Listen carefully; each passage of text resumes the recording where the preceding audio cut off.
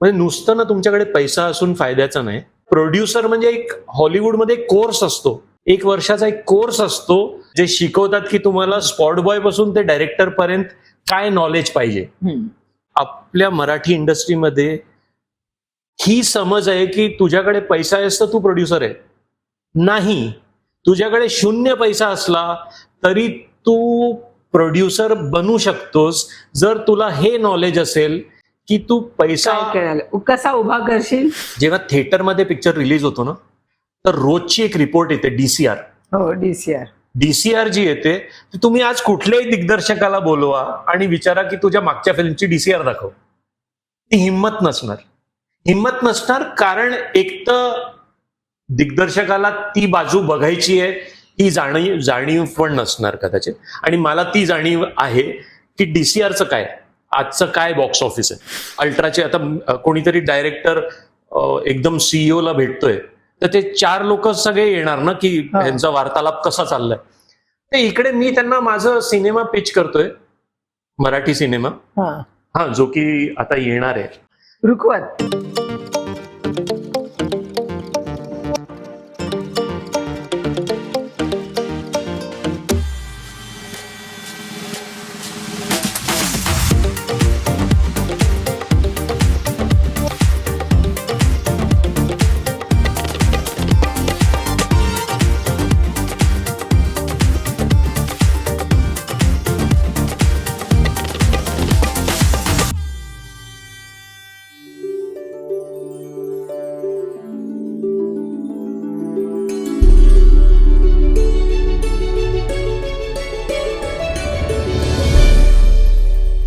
अरे कार्तिक, पुढचं काय प्लॅनिंग झालंय की नाही? 100वा एपिसोड आता येतोय.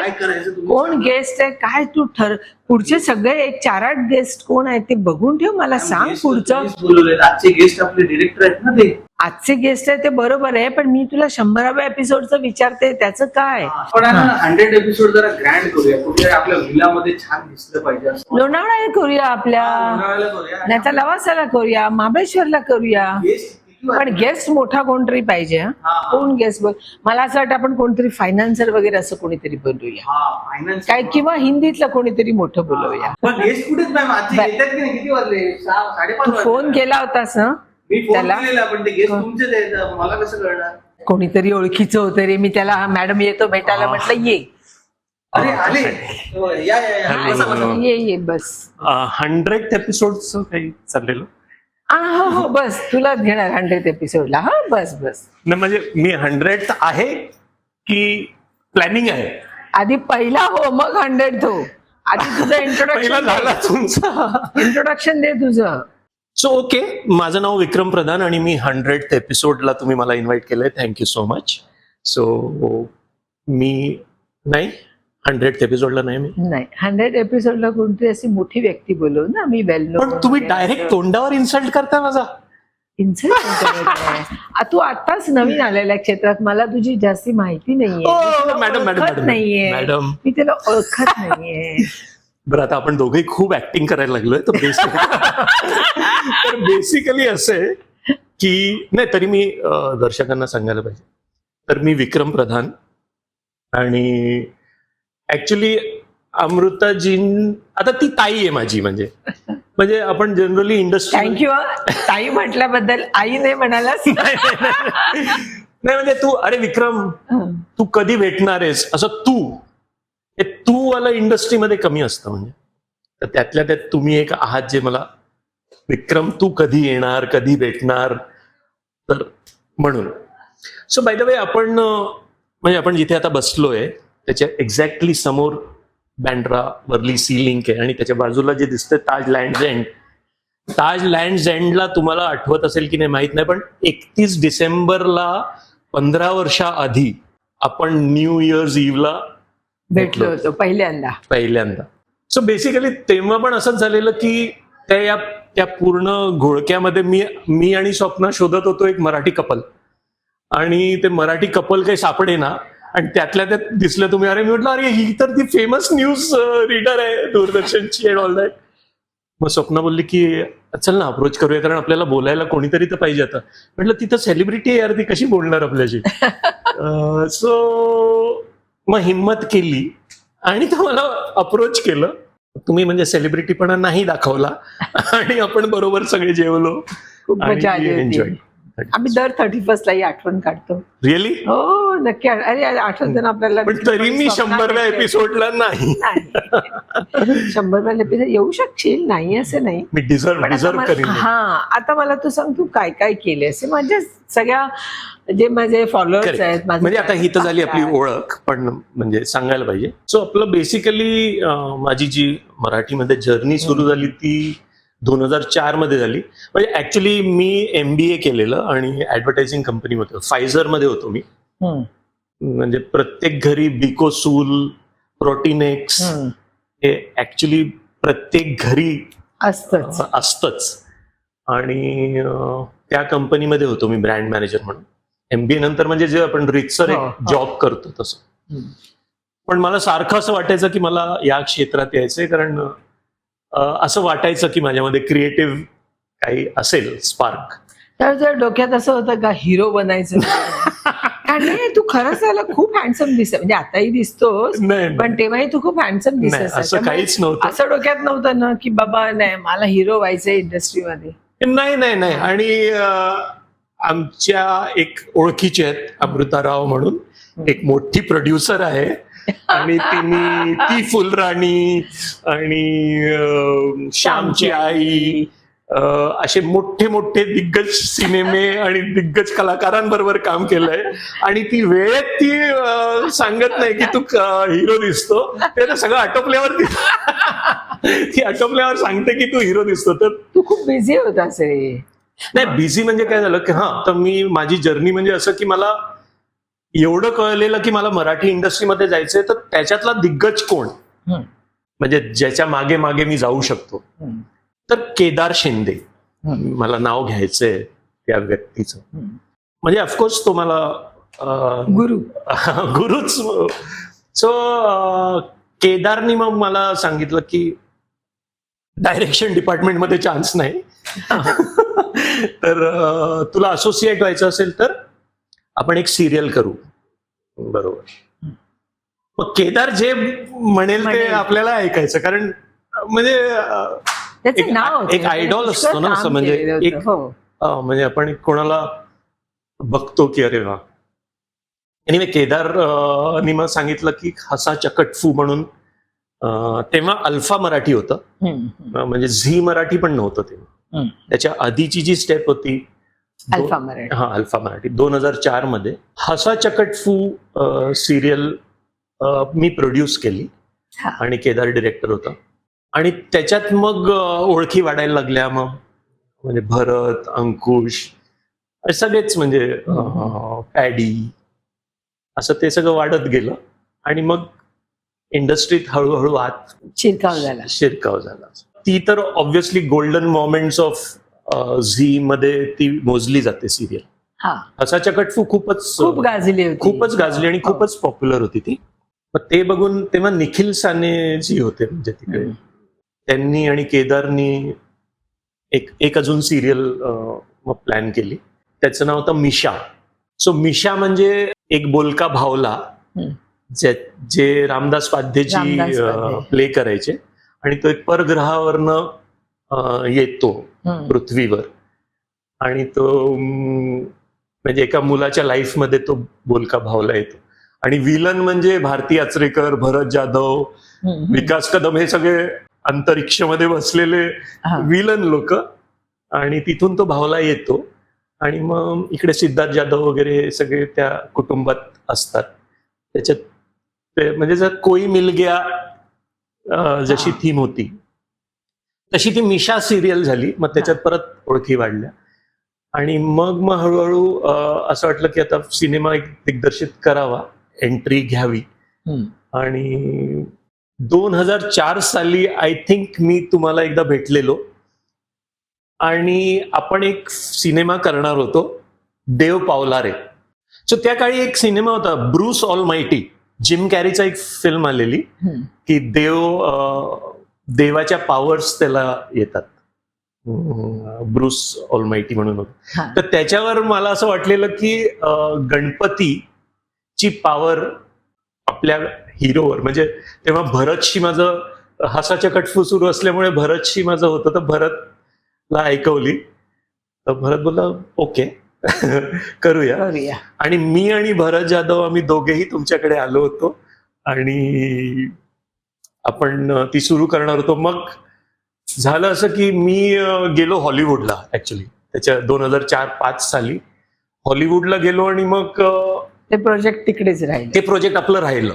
ते प्रोजेक्ट राहिलं, आपली ओळख सुरू, म्हणजे तेवढी ही झाली की म्हणजे तुम्ही माझ्यावर ट्रस्ट केलेला आणि ऍडव्हान्स आणि ते जे काही रितसर जे काही आपण करतो एक निर्माता आणि दिग्दर्शक, ते सगळं झालेलं. तुला गंमत माहितीये का, त्याच्यासाठी मी सगळ्यांना पैसेही दिले होते, पण जेव्हा ते प्रोजेक्ट झालं नाही तर मी कोणाकडून जे माझे पैसे परत मागू शकले नाही, तेव्हा भरतने हे उद्गार काढले होते, हा पहिला प्रोड्युसर बघितला प्रोजेक्ट झालं नाही तरी पण त्याने आमच्याकडून पैसे मागितले नाही, जे सगळ्यांना ऍडव्हान्स दिले होते. एकाने चूक माझी होती, मी सिनेमा चित्रपट करू शकतो. तुमच्याहून जास्त मग माझी होती, कारण मी हॉलिवूडला गेलो, हॉलिवूडचा कोर्स केला आणि म्हटलं आता मी मोठा माणूस झालो.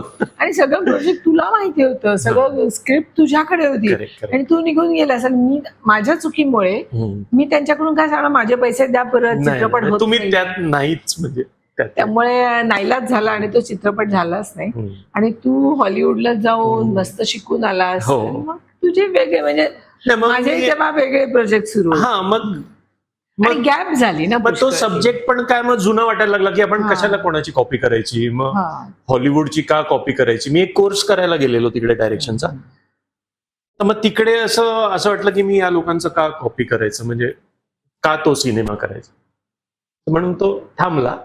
त्याच्यानंतर मी माझा ऍक्च्युअल डेब्यू झाला एका हिंदी सिनेमानी, म्हणजे राजपाल यादव, जॉनी लिव्हर, दिव्या दत्ता, त्यांना घेऊन मी एक मस्ती एक्सप्रेस म्हणून सिनेमा केला. ती सुंदर स्टोरी होती आणि ती म्हणजे एक्झिक्यूट पण झाली. आणि हिंदीतल्या या लोकांबरोबर काम करताना किंवा हिंदी सिनेमात काम करताना म्हणजे ऍज अ डिरेक्टर तुला काय अनुभव आले, कसं काय म्हणजे त्यांच्या बरोबर काम? नाही, ऍक्च्युली टफ होतं, कारण काय की ह्यांची ऑलरेडी हवाच असते. म्हणजे आता राजपाल यादवला चेस करणं आणि त्याच्याकडनं तो सिनेमाची स्टोरी त्याला ऐकवणं आणि त्याची साईन घेणं आणि त्याला हो म्हणून घेणं, ही एक मोठी जर्नी असते. म्हणजे मला माहिती नाही, 6 महिने कंटिन्युअस त्याच्या व्हॅनिटी व्हॅन मध्ये असायचो. म्हणजे तो कधी राम गोपाल वर्माची शूटिंग, तर कधी डेव्हिड धवनची शूटिंग, तर तो खूपच प्रचंड बिझी आहे ऍक्टर. आणि आपल्याला माहितीये की मला एक रिक्षावाल्याचा रोल करवून घ्यायचा आहे, तर मला माहितीये की मला राजपाल यादवच हवाय. आता दिग्दर्शकाला जेव्हा माहितीये की त्याला राजपाल यादवच हवाय, तर मग लाग त्याच्या मागे. मग ते खूप असं, अरे विक्रमजी क्या आप, अरे वो नहीं होगा, अरे मैं अभी ऋतिक रोशन के साथ करके आया हूं, मैं अभी राम गोपाल वर्मा जी के इधर से आया हूं, उधर से आया हूं, कैसे आप करोगे, वो ये नहीं होगा, वो नहीं होगा. म्हटलं सर मुझे म्हणजे पैशाच्या दृष्टीने ते म्हणत, पैशाच्या दृष्टीने, कारण वेळ नाहीये म्हणून. नाही किंवा आता मोठ्या मोठ्या लोकांबरोबर मी काम करतो. आता बेसिकली कोण विक्रम प्रधान, म्हणजे त्याचा सीव्ही पण खराब होत असेल ना, की असं मी कोणाही बरोबर का करू. सो बेसिकली आता मला हे कळलेलं की मला माझा डेब्यू करून घ्यायचंय, तर मला हा माणूस पाहिजे. आणि मी त्याला चेस करायचो. आणि शेवटी ना मग होतं काय की कधीतरी असं टायमिंग एवढं मॅच होतं, म्हणजे माझ्यासाठी ते झालं, तर तो म्हणजे मला बघूनच कंटाळा की अरे यार क्या विक्रम जी नहीं होगा. म्हटलं क्यों नहीं होगा, अरे मेरा इतना प्राइस है, आप बोल रहे हो कि बच्चों की फिल्म है, ऐसा कैसे नहीं होगा. एक दिवशी असं झालं की मी त्याच्या व्हॅन मध्ये बसलेलो आणि त्याचा सीए त्याला सांगत होता की रुस्तम जी में सर जो डुप्लेक्स है उसके लिए अभी अपने को 30 लाख रुपीस देना है, आजकल में देना है. आता रुस्तमजी ते मालाडला इन ऑर्बिट आणि त्याच्या तिकडे बिल्डर ना रुस्तमजी. रुस्तमजी बिल्डर्सची जी बिल्डिंग होती त्याच्यात राजपाल यादवला घ्यायचा होता ड्युप्लेक्स, आणि मी नेमका त्यावेळेस तिकडे. तर मी म्हटलं सर हो जाएगा आपके 30 लाख. तर माझ्याकडे लुक गेला असा की हो जाएगा मतलब नहीं ऐसा कुछ नहीं. म्हटलं हो जाएगा आप हाँ बोलो सिर्फ, आप मेरी फिल्म के लिए हाँ बोलो. मग त्यांनी सीए कडे लुक दिला, तर तो बोला हाँ वो तो अभी चाहिए. तर मला विचारलं अच्छा कब तक हो जाएगा? मैंने 10 मिनट में हो जाएगा. हा. अरे विक्रम जी मजाक मत करो. नाही सिरियसली 10 मिनिट में हो जाएगा. हम्म. तर मी होतो फिल्म सिटीमध्ये त्याच्या व्हॅनिटी व्हॅन मध्ये स्ट्रगल करत होतो. हम्म. म्हटलं डन सर. हम्म. हा डन. हम्म. पण मुझे 10 मिनिट दीजिए. मी खाली उतरलो व्हॅन मधनं, स्वप्नाला कॉल केला, म्हटलं लगेच 35 लाखाचा चेक बनव, फुल अँड फायनलच पेमेंट या माणसाला करून टाकीन, 30 नको 35 देऊया. आणि असं करून 35 लाख रुपये त्याला दिले आणि म्हटलं सर वो 51 वगैरह भी कैंसिल हो गया अभी. अभी सच में मेरी बच्चों की फिल्म है और मुझे डेब्यू करना है और आपको ये काम करना है. अभी अगर शाहरुख खान भी बोल देगा मुझे कि मुझे नहीं रिक्शा करता. वाला का रोल करना है तो वो मैं नहीं करवा सकता हूँ. मुझे एज ए डायरेक्टर आप ही चाहिए. हा. अरे बस बस बहुत हो गया, पैसे मिल गए. शाहरुख खान हाँ बोलेगा तो तुम अभी चले जाओगे. नहीं जाऊंगा सर, रिक्शा वाला नहीं लग पाएगा वो. और जो मुझे आपसे जो रोल करवाना है वो आप ही कर सकते हो. असं करून ते पैसे एकदाचे त्याला दिले, त्याची साईन घेतली आणि मला हे दिसायला लागलं की माझा डेब्यू होणार. कारण खूप हिंदीमध्ये खूप स्ट्रगल आहे.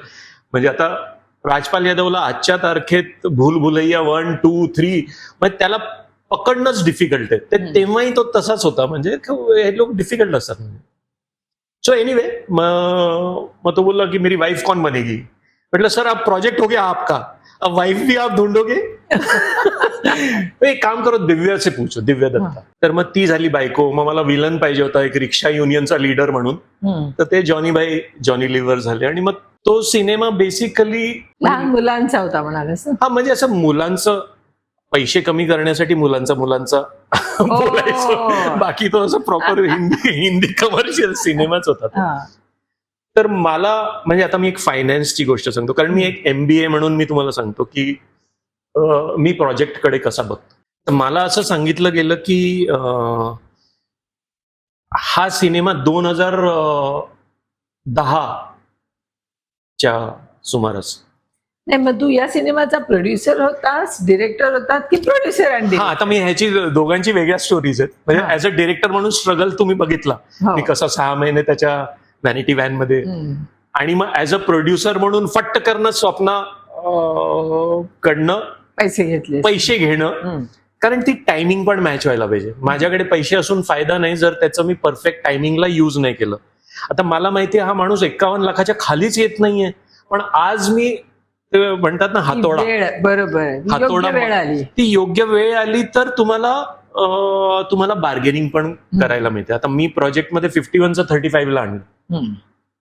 सो कुठे ना कुठे जाऊन तो मला नंतर फायदा होणार होता नॅचरली. हा. आणि त्यावेळेस असं पण सांगितलं होतं लोकांनी की हा पिक्चर 1.5 ते 2 कोटीमध्ये बनला पाहिजे. म्हणजे 1.5 कोटीमध्येच बनला पाहिजे. आता 2010 मध्ये 1.5 कोटीचा पिक्चर, आजकाल तर मराठी सिनेमा आपण 4-5 कोटीचे बनवतो, पण त्यावेळेस म्हणजे मॅक्सिमम आप इसको 2 करोड तक बनाना चाहिए तो आप प्रॉफिटेबल रहोगे. मग हा मला सांगितलं गेलं की 2 कोटी मॅक्सिमम ह्याच्यावर स्पेंड करायचं, तर तुमचं काहीतरी, आणि कॉर्पोरेट वगैरे काही घेणार नाही हा सिनेमा, ते तुम्हालाच रिलीज करावं लागेल आणि तुम्हाला ती स्ट्रगल. आता ते आपण या इंटरव्ह्यू मध्ये बोलतोय तर सगळ्यांना ही जानकारी झालीये, म्हणजे की आता 14-15 वर्ष झाले त्या गोष्टीला. आता सगळ्यांना माहितीये की पिक्चर बनवावा लागतो, मग काहीतरी कॉर्पोरेट घेतलं चांगलं असलं तर, नाहीतर मग तुम्हाला चित्रपट बनवणं खूप सोपं असतं. तो विकणं, तो रिलीज करणं हे महाकठीण काम असतं. ते महाकठीण आहे म्हणजे. आणि ते तेव्हाही होतं आणि आत्ताही आहे. कारण ते काय बनवतात आता जास्त कठीण झालंय असं मी म्हणेन, कारण कॉर्पोरेट क्षेत्र याच्यात आल्यामुळे खूप कठीण झालंय. नाही बरोबर आहे. आता ते तुम्ही आता 2 म्हणजे तुमचे आता 9 चित्रपट झाले सॉरी, आणि त्यातला माझा एकही नाही. आता मेन डायरेक्टर तो आपका अभी. हा तू काय मला माझ्याकडे एक पण प्रोजेक्ट घेऊन आला नाही ऍक्च्युली आज येणार होतास ना, एक प्रोजेक्ट आणणार होतास ना, पण तुम्ही मला 100व्या एपिसोडचं एक भूल थापा देऊन मला फसवलं ना की तू एवढा मोठा सेलिब्रिटी आहेस. 100व्या एपिसोडला मला कोणतरी असं मोठी व्यक्ती आणायची, फायनान्शियल वगैरे कोणतरी आणायला पाहिजे. काय मी सगळ्यांना सांगते की माझा जर तुम्ही हा कार्यक्रम पाहिलात, हे चॅनल पाहिलं, तर तुमच्यासाठी हे वर्कशॉप आहे. ज्यांना चित्रपट काढायचंय Correct, किंवा ज्यांना चित्रपट क्षेत्रात यायचंय त्यांच्यासाठी मी खूप आलेल्या गेस्टच्या थ्रू खूप माहिती देते. करेक्ट. चित्रपट काढायचा हा हा हा हा हा हा खर्च आहे, एवढी तुमची पैशाची तयारी आहे किंवा पैसा उभा करायचा आहे. आता पैसा उभा करायचा त्याच्यासाठी माझी इच्छा आहे की 100व्या एपिसोड मध्ये मी कुठला तरी नाही नाही, ते मला पण पटेल, कारण मी सिनेमा पिच करणार तुम्हाला आणि मग त्याचा पैसा उभा करेल, मग 100चा मान त्यालाच जाऊ द्या, त्याच माणसाला जाऊ द्या.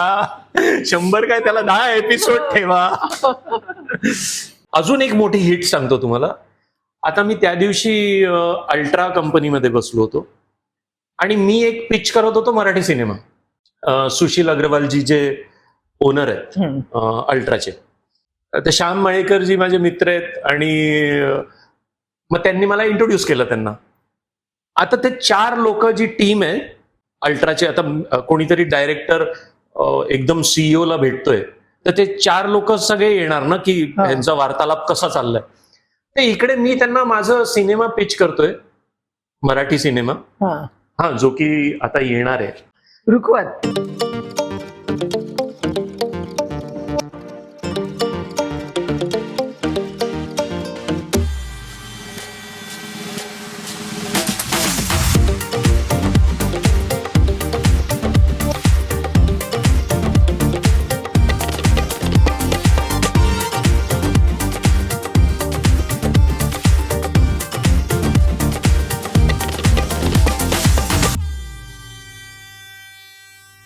कसं कळलं तुम्हाला? मला आम्ही सगळी सिक्रेट ठेवली आहे. बरोबर समजतं.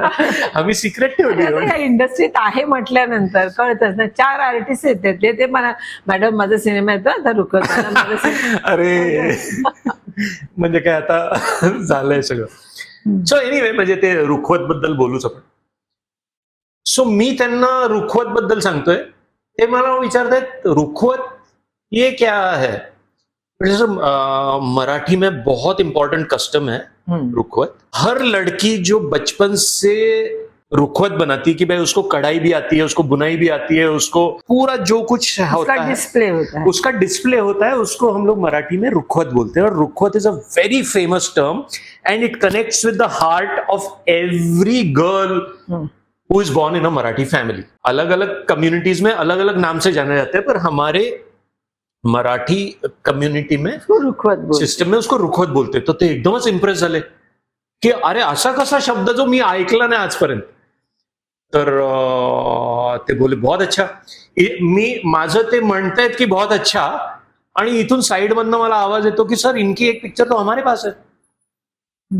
तर मी त्यांच्याकडे बघतोय की मी तर कधी तुमच्याबरोबर बसलोच नाही, मी तर पहिला सिनेमा पिच करायला आलोय तुम्हाला. तर त्यांनी तो मोबाईल त्यांच्या सरांसमोर नेला. अरे इनकी मस्ती एक्सप्रेस तो अल्ट्रा के पास राइट्स है. तो म्हटलं अल्ट्रा के पास कहां से राइट्स आ गए इसके. तो बोले हमने 2022 में इसके राइट्स लिए. यू विल नॉट इमॅजिन, मी ते बघितलं आणि 2022 ते आता 2024 12 मिलियन व्ह्यूज आहेत त्याला 2 वर्षात. 12 मिलियन व्ह्यूज मस्ती एक्सप्रेसला, जो की ऑलरेडी 10 वर्ष जुना सिनेमा आहे. तर ते मला म्हणतात तर आपका फिल्म है हमारे पास. तर मला युट्यूब बद्दल एवढं नॉलेज नव्हतं आणि मला सोशल मीडिया बद्दलच एवढं नॉलेज नाही, कारण या तर मी लिहित असतो किंवा मी डायरेक्ट करत असतो. मी हे नॉलेज घ्यायला कधी गेलो नाही. मी केबिनच्या बाहेर निघालो, मी म्हटलं की 12 मिलियन व्ह्यूज का मतलब क्या है. तर त्यांनी म्हटलं की सर अगर एक आदमी आपका पिक्चर 2 घंटे देख रहा है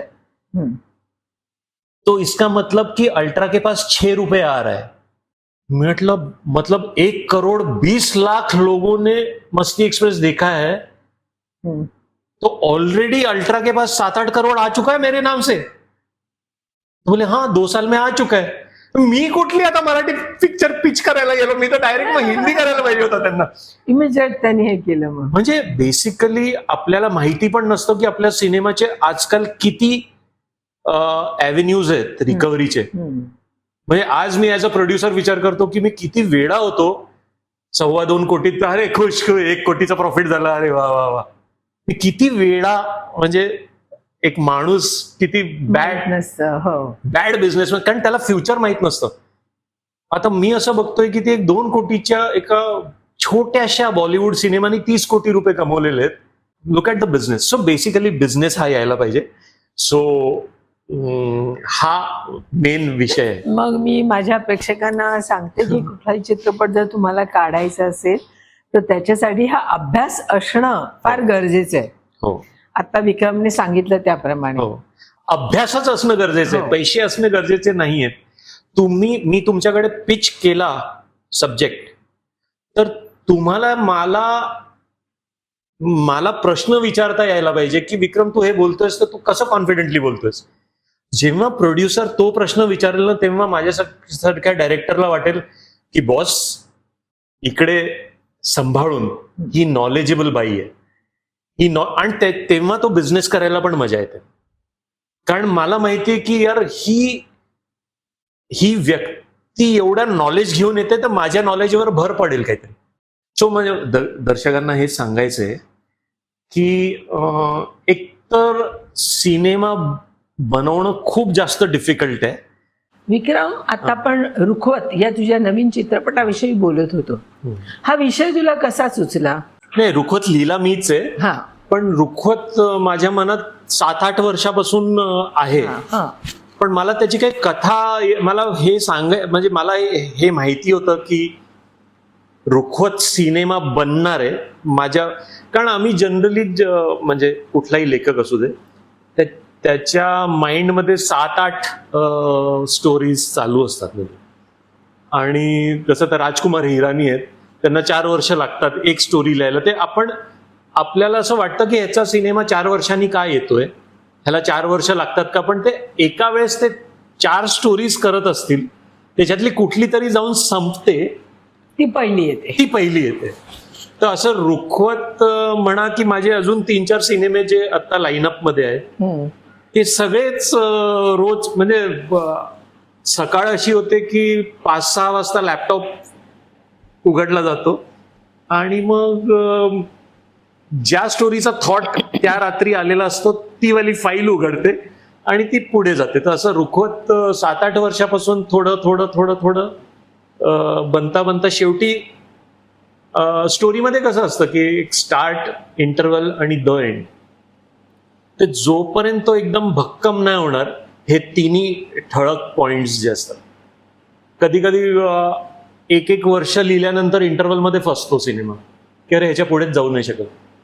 कधी कधी एंडला जाऊन क्लायमॅक्स चांगला नाही मिळत. तर लेखकाचा पुष्कळ टाइम, म्हणजे जो एक परेटो प्रिन्सिपल आहे MBA मध्ये आम्हाला शिकवलं होतं, 80-20 rule. So 80% of your time is wasted to produce just 20% of result. मग अशा आपण रुखवतच्या विषयी बोलत होतो. माझा पोस्टर येईल तेव्हा बघून घ्या ना, ट्रेलर येईल तेव्हा बघून घ्या, चांगला असेल बघून घ्या, नसेल चांगला नका बघू, कारण तुम्हाला माहिती कोण कोण आहे. नाही, आहे सगळे चांगले, म्हणजे आहे सगळे चांगले, पण माझ्यात बिझनेस माइंड जास्त निघतो. पण एनिवे सांगायलाच पाहिजे, एवढा प्रेमाने मी तो लिहिलाय 7-8 वर्ष.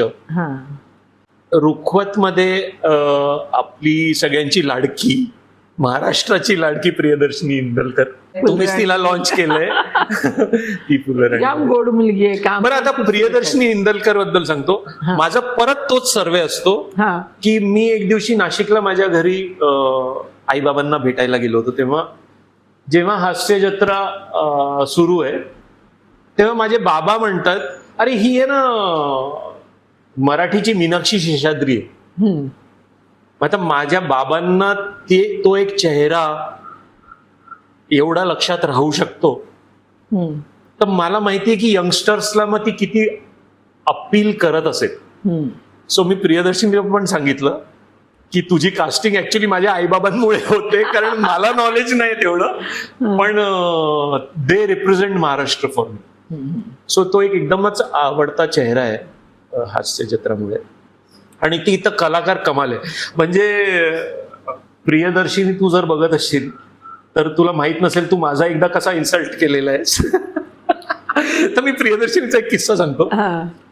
प्रियदर्शनी एवढी एका सीन मध्ये रमते, ठीक आहे, की तिला कोणीही डिस्टर्ब केलेलं चालत नाही. तिच्या हातात सीन आल्यावर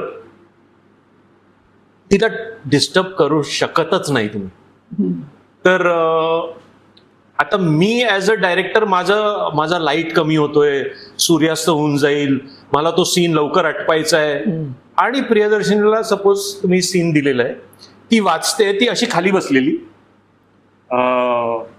ती अशी खाली बसलीये, मी असं टेन्शनमध्ये आलो, मी इथे सोफ्यावर इथे बसलो, ती अशी खाली बसलेली आहे आणि मी बघतोय ती रिहर्सल करते आणि मला माहितीये की नाही घुसायला पाहिजे त्याच्यात, पण मी तुला किती वेळ लागेल अजून, तर तिचा एक लुक असा माझ्याकडे सर करते ना, म्हणजे चुप बस चुप बस. हे ब्रिलियंट कलाकार, दिग्दर्शक बसू दे, कोणी बसू दे, माझ्या सीन मध्ये न तू कोणी न मी कोणी, मी ती कलाकार आहे, ते कॅरेक्टर. बरोबर. So brilliant. म्हणजे मला त्या दिवशीपासून प्रियदर्शनीचा रिस्पेक्ट की यार म्हणजे मी पण माझ्या सीन मध्ये एवढा नाही घुसलो जेवढा ही आता घुसलीये. सो कमाल आहे छान आहे मुलगी ती. आणि हिरो तर आपले संतोष जुळेकरजी, फॅन्टॅस्टिक माणूस, फॅन्टॅस्टिक ऍक्टर, आणि मी तर त्यांच्या आवाजावर म्हणजे कधीपासून फिदा आहे. आणि मी ऍक्च्युली सांगितलं त्यांना की तुमचा जो संतोष पण येणार आहे, बोलणं पण झालंय आमचं, यायलाच पाहिजे, तर रुखवत साठी बोलवा किंवा जनरली त्या माणसाला भेटा, इतकं आत आहे माहित आहे. आता मी जास्त लाऊड आहे, माझे किती हातवार आहेत, मी किती लाऊड आहे, म्हणजे पण जो करेक्ट कलाकार असतो ना तो सटल असतो. म्हणजे तो हे संतोष जुळेकर बॉस, ते जे हळूवारपणे जे पॉइंट कन्व्हे करणं जे आहे ना, ब्युटिफुल. आवाज एक तर कमाल, आणि त्याच्यात सटलिटी, म्हणजे की अरे मुद्दा पोचतोय ना, कशाला ओरडायला पाहिजे, कशाला हातवारी करायला पाहिजे. So perfect. आणि एक एकदम बाप माणूस आहे अशोक समर्थ. अशोक समर्थांची शूटिंग करायसाठी आमच्या प्रोडक्शन टीमनी एका गावामध्ये फक्त सांगितलं की काही कलाकार मंडळी आहे, असंच सिनेमा शूट होतोय, तर आम्हाला इकडे इकडे करायचंय. सो त्यांना ते ओके, एक सिनेमाची शूटिंग आहे, आणि काय एवढं काय भारी वाटलं की नाही वाटलं काही माहित नाही मला.